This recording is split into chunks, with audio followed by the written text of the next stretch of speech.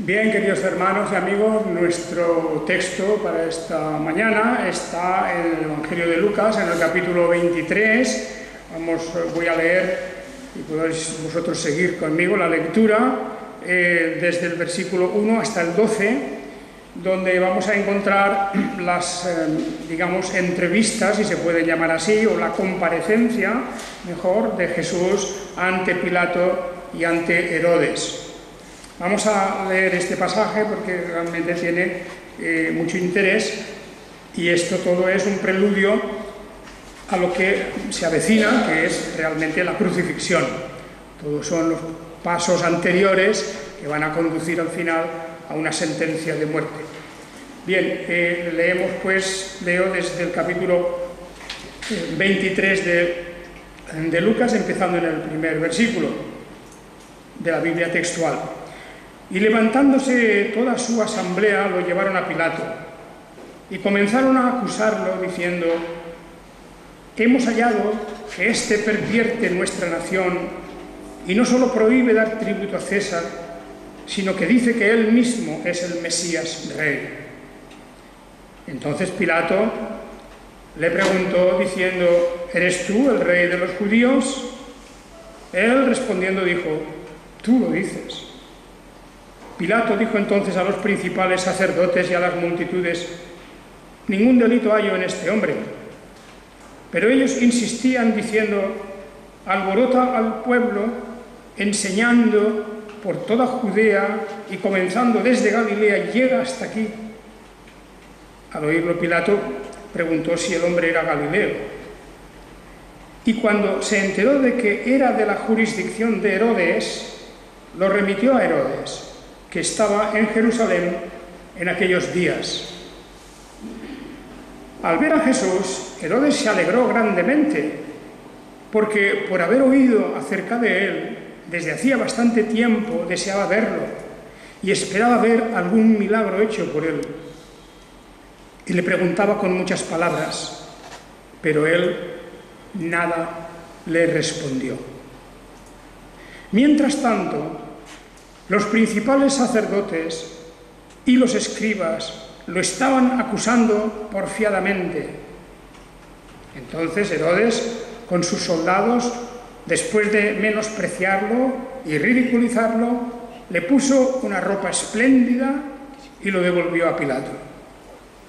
Y aquel mismo día Herodes y Pilato se hicieron amigos, pues habían estado enemistados el uno con el otro. Bien, amén, esta es la lectura de la palabra de Dios. Tenemos aquí, por lo tanto, un episodio, un paso más dentro de esos días tan intensos que durante la celebración de la Pascua se producen y que van, como sabemos, a culminar en dos hechos trascendentales en la historia de la Iglesia cristiana, y es la muerte de Jesús y luego la resurrección.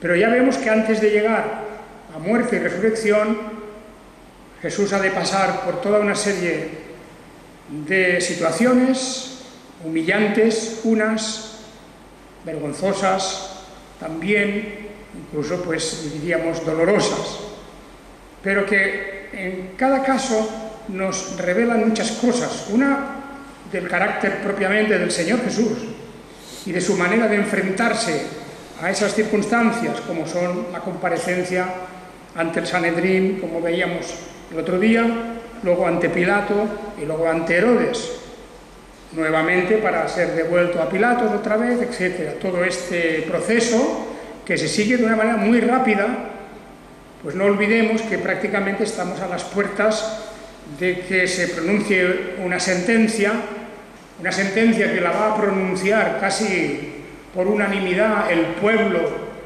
que se había congregado alrededor de esas comparecencias, concretamente la última delante del palacio de Pilatos, y allí pues es donde se iba a pronunciar una sentencia que Pilato, de una manera muy displicente, de una forma, yo diría, bastante irresponsable, pues aceptará lo que le pide la masa de las gentes, la multitud: crucifícale, crucifícale. Esta fue la cuestión que realmente colmó, la gota que colmó el vaso. Pero hemos de aprender cosas de estas comparecencias. Hemos de considerar que Jesús se presenta ante el concilio, el Sanedrín, ya sabemos, ese órgano formado por 70 personalidades religiosas que gobernaba todo lo que se refería a la aplicación de la ley en el pueblo judío, formado pues por sacerdotes, por escribas, y algunos de ellos también pertenecientes a la secta de los fariseos. Y en este lugar es donde, claro está, encontramos el foco de todo el odio y de todo ese deseo de terminar con la vida de Jesús. Es el concilio o Sanedrín, el consejo judío, el que promueve todos los pasos y empuja el proceso para que Jesús finalmente sea condenado a muerte. Por lo tanto, se quiera o no se quiera, hemos de decir que la sentencia a muerte de Jesús procede del Sanedrín y es ratificada, confirmada por el pueblo. Naturalmente que esto, hemos de decir, es aquella generación, aquellas personas las responsables, son ellos.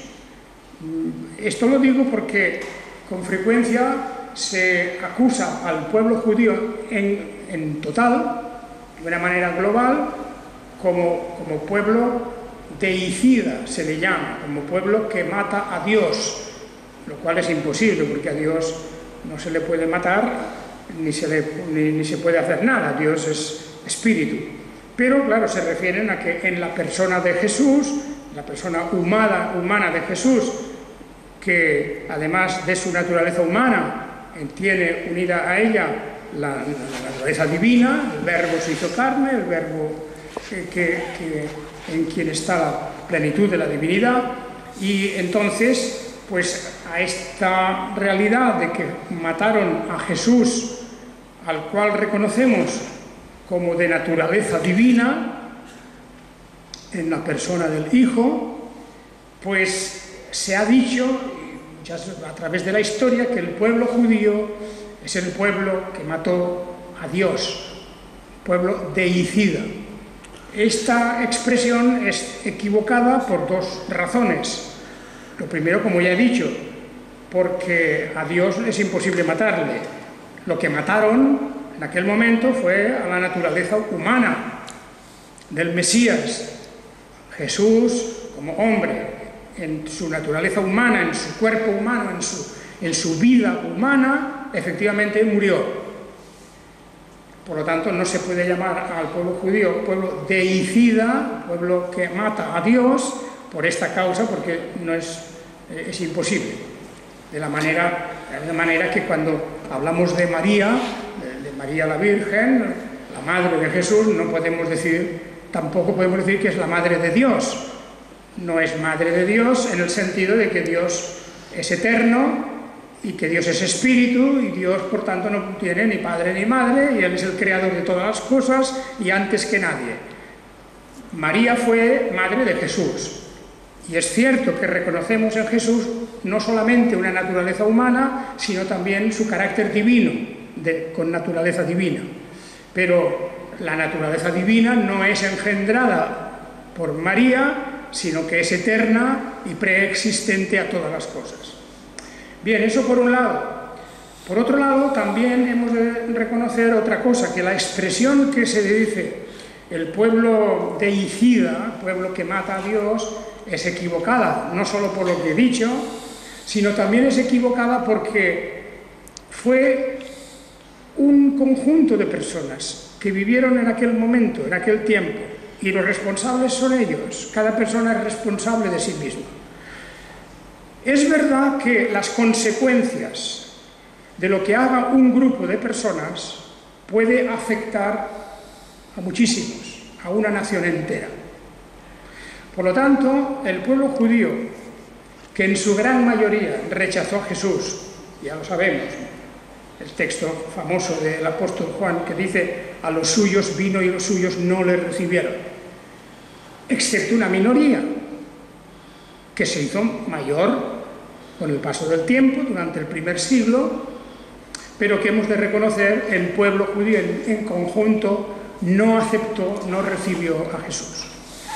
Y bien, las consecuencias de la muerte de Jesús, cuya responsabilidad recae primero sobre, me refiero a la responsabilidad humana, sobre Herodes, sobre Pilatos, sobre el concilio o consejo de gobierno del pueblo judío, el Sanedrín, y las personas que gritaron: crucifícale, crucifícale. Estos son los responsables inmediatos, los responsables directos de la muerte de Jesús, además de una muerte injusta, porque alguien puede decir: bueno, Jesús estaba ya destinado a morir, Jesús estaba en los planes eternos del Padre para que muriese, efectivamente, pero eso no quita la responsabilidad de los que injustamente condenan y por odio o por miedo o por envidia o cualquier otra razón estaban buscando su muerte. La responsabilidad es la misma.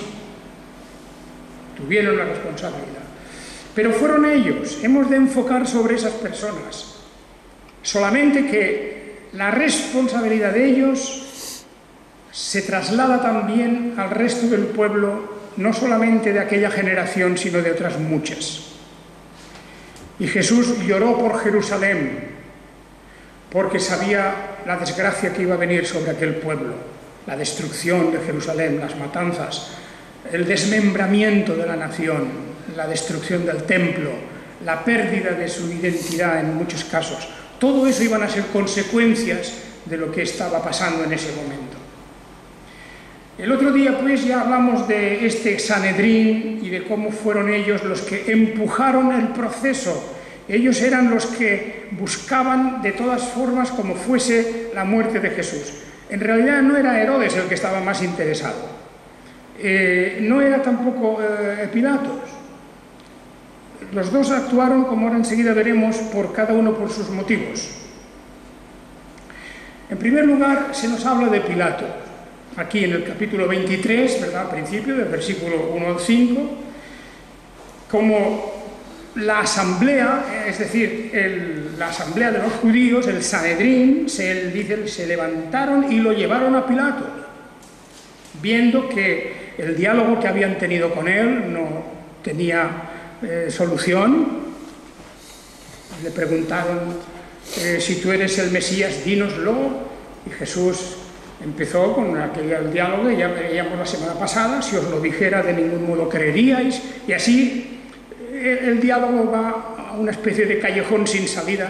No salieron, no resolvieron nada, y por lo tanto llevaron de inmediato a Pilatos. Y no olvidemos que todo esto estaba ocurriendo durante la noche. Era un proceso que se estaba alargando y que luego tiene un periodo hasta que por la mañana siguiente ya viene la sentencia final. Pero lo llevaron, pues dice el versículo 21 del capítulo 23, lo llevaron ante Pilato. Pilato era el procurador romano. El procurador romano que tenía jurisdicción sobre Judea y Galilea.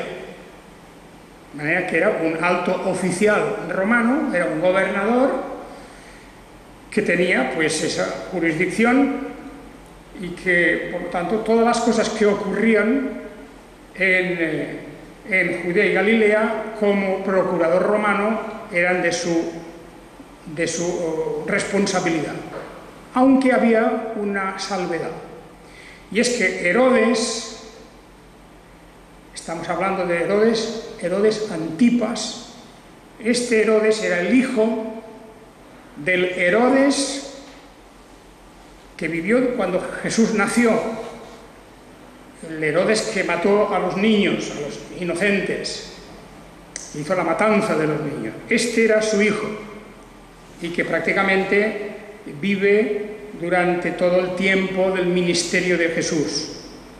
Fijaos que lo tenemos aquí ya cuando Jesús está con 30 años aproximadamente. El otro Herodes murió muy poco después del nacimiento de Jesús.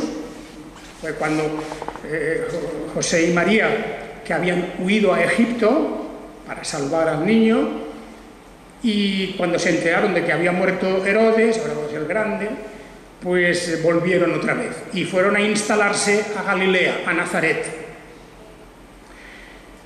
De manera que aunque Jesús había nacido en Judea, prácticamente nadie sabía eso, más que sus padres. El que era padre putativo, por una parte, y el que era la madre real. Solamente José y María sabían que había nacido en Judea, en Belén, pero como desde pequeñísimo, desde una infancia de pocos meses, Jesús fue a vivir a Galilea, a Nazaret, pues se consideraba que Jesús era galileo. Fijaos cómo les preguntó a los que estaban allí si él era de Galilea, y considerando que él era así, considerando que él era de Galilea, pues se acordó, pensó enseguida que Herodes era quien tenía la primera responsabilidad de lo que pasaba en Galilea. Este Herodes Antipas era pues un protegido de los romanos, no era judío totalmente, de padre y madre de los dos, sino solamente uno de ellos era judío, y en general el pueblo judío no le consideraba como parte de ellos, pero estaba allí puesto con el respaldo y la fuerza de los romanos. Y entonces Pilato pensó, bueno, este hombre es de Galilea, pensando que Jesús era de Galilea, pues se lo voy a enviar a Herodes, porque él es el responsable de Galilea. Y así veremos que enseguida, fijaos que en el versículo 6 tenemos este diálogo, dice antes en el versículo 5, que ellos insistían diciendo: alborota al pueblo enseñando por toda Judea y comenzando desde Galilea llegó hasta aquí. Al oírlo, Pilato preguntó si el hombre era galileo. Y cuando se enteró de que era, pues en realidad se enteró lo que le dijeron. Le dijeron: sí, es de Galilea. Y efectivamente, Jesús tenía por sobrenombre Jesús de Nazaret. Jesús de Nazaret. Por lo tanto, era galileo. Su forma de hablar era de los galileos. Todos los que componían su compañía de discípulos, de apóstoles concretamente, eran galileos. Por lo tanto, pues estaba claro para Pilato de que Jesús tenía que ir primero a la jurisdicción de Herodes. Esto es lo que él hizo. Si miramos bien todo este pasaje, la última parte del capítulo anterior, cuando Jesús comparece ante el Sanedrín, luego ante Pilato, luego ante Herodes y por último otra vez ante Pilatos, nos damos cuenta de que todo este juicio representa mucho. Representa que los poderes, los que ostentan el poder, gobernantes aquí, Pilatos, Herodes, los gobernantes religiosos, el Sanedrín, más luego el pueblo, la turba, la multitud de la gente. Esto significa que hay aquí una representación de quién es el responsable directo de la muerte de Jesús. Lo hemos visto varias veces, muchas veces, en el libro del Apocalipsis, como los poderes de este mundo, los poderes, los que tienen el poder en sus manos, poder de todos los tipos, poder religioso, poder económico, poder militar, poder legislativo, todos los poderes. Estos son los que realmente se vuelven contra la verdad que tenemos en Jesucristo.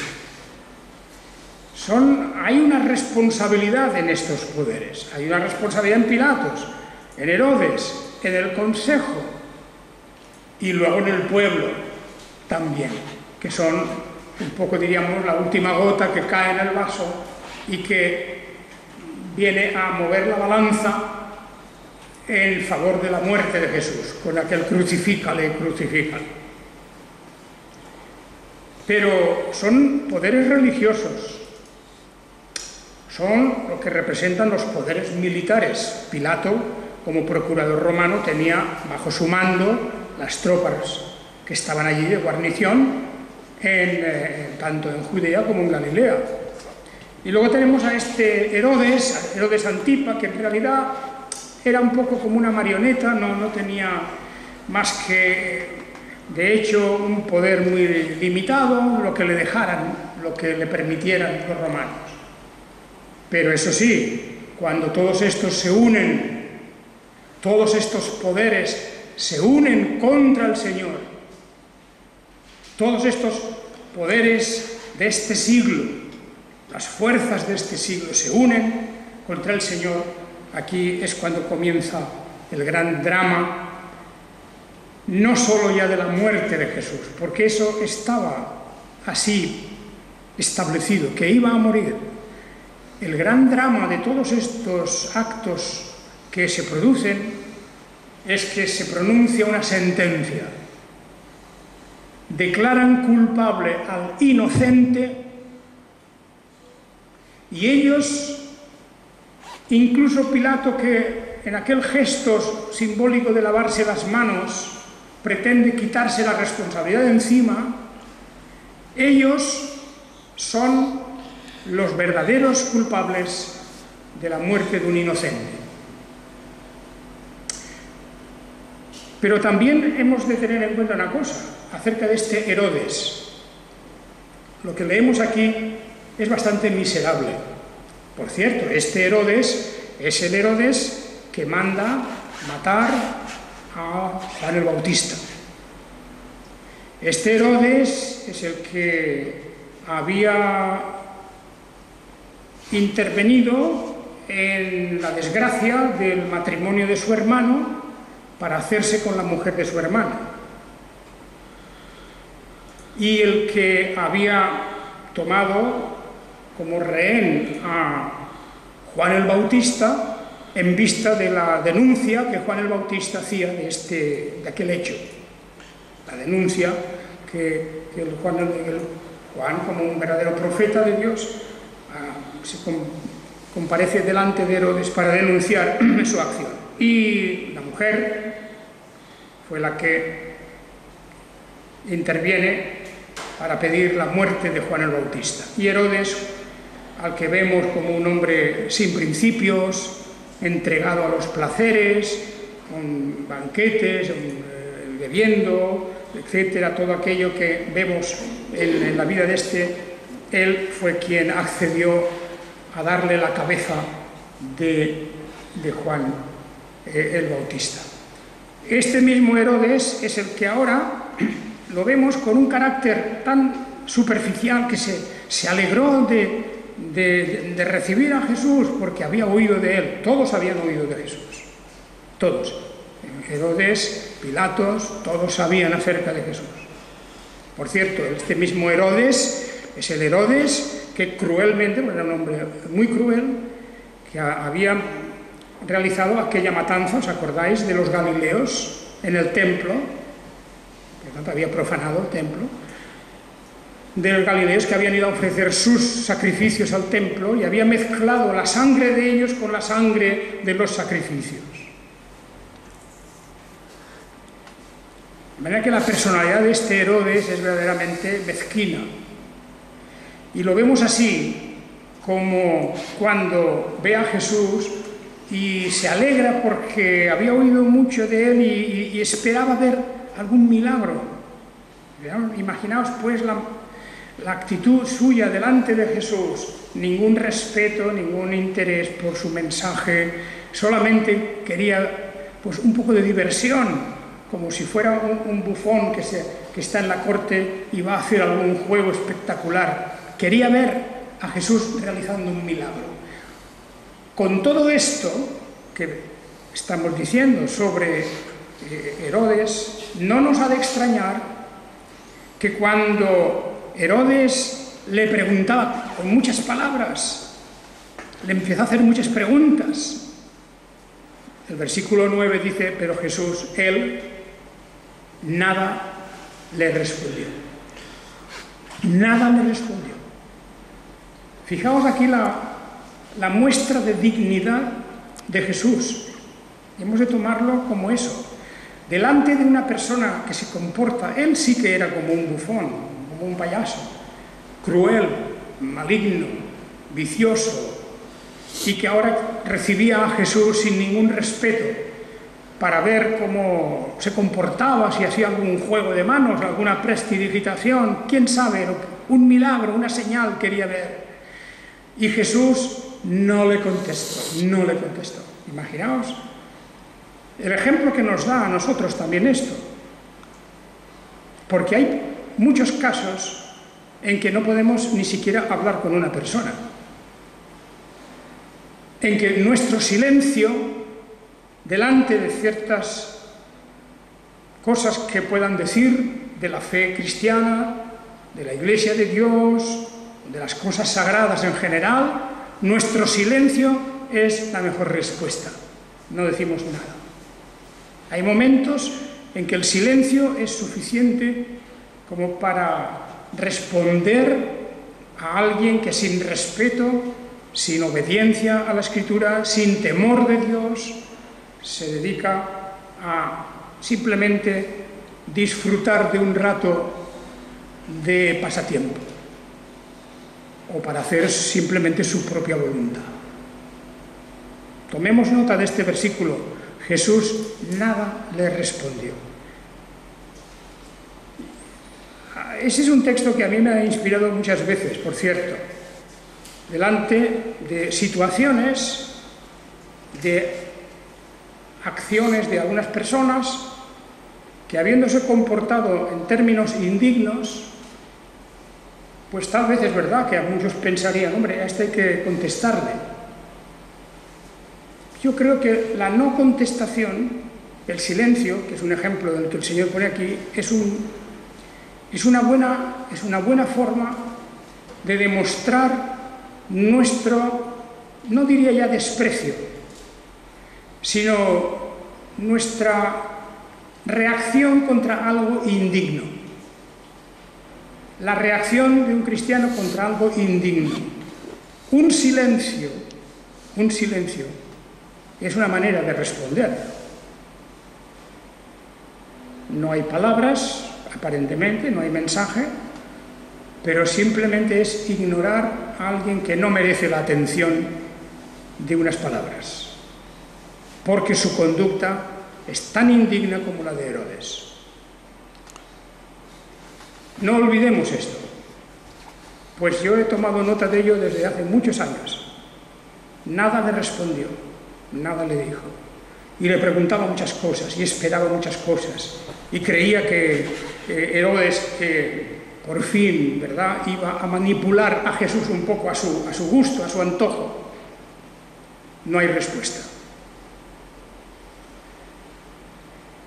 Efectivamente, lo que Herodes hizo demuestra cuál era su talante. Herodes, dice el versículo 11, con sus soldados, después de menospreciarlo y ridiculizarlo, le puso una ropa espléndida y lo devolvió a Pilato. Era el final de la burla. Era una burla todo. Le puso una ropa espléndida, puesto que era una manera de decir, bueno, tú dices que eres rey, la gente dice que eres un rey, que querías ser rey, y ahora, pues mira, te voy a dar una ropa espléndida, como si seguramente de su propio ajuar, ¿verdad?, de su ropero, le daría esa especie, diríamos, de señal de distinción, y lo devolvió a Pilato. Como diciendo, no quiero saber nada de este hombre, no ha hecho lo que yo esperaba, no me dice nada. Entonces, milagrosamente, parece ser que en ese momento no fue azotado, aunque fijaos que el versículo 11 dice que los soldados, después de menospreciarlo y ridiculizarlo, le puso una ropa espléndida. Es interesante también tener en cuenta los otros evangelios. En el Evangelio de Mateo, que son lugares paralelos, y algunos de estos evangelios nos cuentan algunos detalles más también, ¿verdad? Y bueno, pues ahí tenemos un poco como en el capítulo 26 y 26 prácticamente de Mateo, aparece toda una parte de todo este proceso que estamos viendo, cómo comparece delante del Sanedrín, cómo fue arrestado. Luego tenemos detalles incluso de cómo en la comparecencia delante del Sanedrín, allí nos enteramos por Mateo que estaba Caifás, el sumo sacerdote, y vemos allí la escena donde el sumo sacerdote se levantó, nada responde de lo que estos testifican contra ti, pero Jesús callaba. Entonces el sumo sacerdote le dijo: te conjuro por el Dios viviente que nos digas si tú eres el Mesías, el Hijo de Dios. Jesús le dice: tú lo has dicho. Fijaos esta respuesta siempre de Jesús en todos los casos: tú lo dices, tú lo dices. Es una especie, digamos, de confesión indirecta, que ellos temían que fuera eso. Y ahora, bueno, allí viene toda esa escena cuando a Jesús le escupen en el rostro, le dan puñetazos y bofetadas, y toda esa situación que nos cuenta Mateo. Y luego cómo comparece también ante Pilatos, etc. Cada uno de estos pasajes conviene compararlos en los otros evangelios, sobre todo Mateo y Marcos en concreto, ¿verdad? Porque todos ellos nos dan alguna información, y Juan también, porque también en Juan tenemos detalles importantes. Hermanos, ahí queda un poco toda la historia esta y todo lo que significa esto. Y aquí hemos de hacer una pausa también para pensar un momento. Imaginémonos los pensamientos y sentimientos de Jesús como verdadero ser humano, sabiendo que su hora había llegado, que era el designio del Padre, que Él había venido para eso. No rehuía la muerte. No era el temor al dolor físico, no era eso. Era porque el momento se acercaba en que Él iba a ser declarado culpable por su propio pueblo. Esa es la cuestión. Era su propio pueblo. No es una muerte cualquiera, es una sentencia, es un juicio precipitado, es una forma tal como lo hacían entonces. Algunos comentaristas hacen crítica de todo esto, diciendo, no, los romanos eran más cuidadosos. No, en Roma tal vez, pero en una situación como esta, donde Jesús aparecía delante de Pilatos, y de Herodes también, y de Caifás, y de todos estos, aparecía como alguien subversivo, y nada menos venía de Galilea. Y Galilea tenía la fama de ser el centro, el núcleo de todo el malestar de la sociedad contra Roma. En Galilea se habían producido revueltas. De Galilea habían salido ya otros también diciendo que eran el Mesías. De Galilea había procedido algunas revueltas serias contra los romanos, que había sido atajada cruelmente. De manera que Galilea era el centro del movimiento, diríamos, de liberación. Y por lo tanto, Jesús, que había manifestado muchas cosas, de tal manera que se habían interpretado de otro modo, pero él había hablado de la destrucción del templo, destruir este templo y yo lo reedificaré en 3 días, por ejemplo. Y eso había sido tomado literalmente refiriéndose al templo fabricado con piedra, ¿verdad? Y él había admitido realmente que él era un rey, aunque su reino no era de este mundo, pero era un rey. Y él había entrado triunfal en Jerusalén y se le había alabado y se le había recibido con júbilo como el hijo de David, el hijo del rey David, el heredero, el gran monarca, el liberador. Todo eso estaba allí. Y ahora en este momento él se va a encontrar con ese pueblo que se le vuelve en contra, los primeros, los propios dirigentes religiosos. Así que imaginémonos por un momento cuáles serían los sentimientos de Jesús. Por eso lloró también sobre Jerusalén, no por él mismo, no lloraba por él, no lloraba como si hubiera fracasado su misión. Al contrario, su misión se iba a cumplir perfectamente, todo lo que él vino a hacer lo hizo. En el momento justo en que el Padre había designado, su misión iba a ser un gran triunfo, la redención, la salvación, el perdón de nuestros pecados, la resurrección gloriosa como primicias de lo que iba a ocurrir luego. Todo eso era un triunfo, pero cuando él lloró por Jerusalén, sabiendo lo que iba a venir de su destrucción y de la dispersión del pueblo, un pueblo que iba a desaparecer como tal pueblo, como nación organizada, iba a desaparecer. Durante 2000 años no se iba a conocer una nación. Y esto es lo que representa la persona de Jesús, a quien este mismo pueblo de donde él nace, en el que él nace, pues será su verdugo.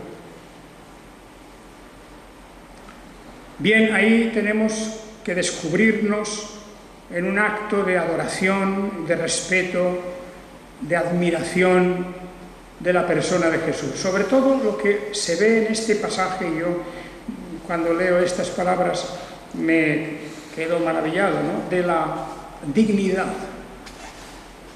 Maravillado de la dignidad con la que Jesús se enfrenta a todos estos personajes. No tiembla ante el Sanedrín, no tiembla ante Pilatos, no tiembla ante Herodes, no se viene abajo. Lo que hace es dignamente o bien contestar o bien guardar silencio. No contesta, como Herodes. Buen ejemplo tenemos nosotros aquí, hermanos. Y buen ejemplo porque está a punto de producirse, como ya veremos en unas semanas, pues la crucifixión. No vamos a entrar hoy en esto, porque claro, el momento de la crucifixión, el momento en que Jesús dice, consumado es, ya está, se ha terminado. Su obra había concluido, lo que él había venido a hacer ya estaba hecho. Cuando lleguemos a ese momento,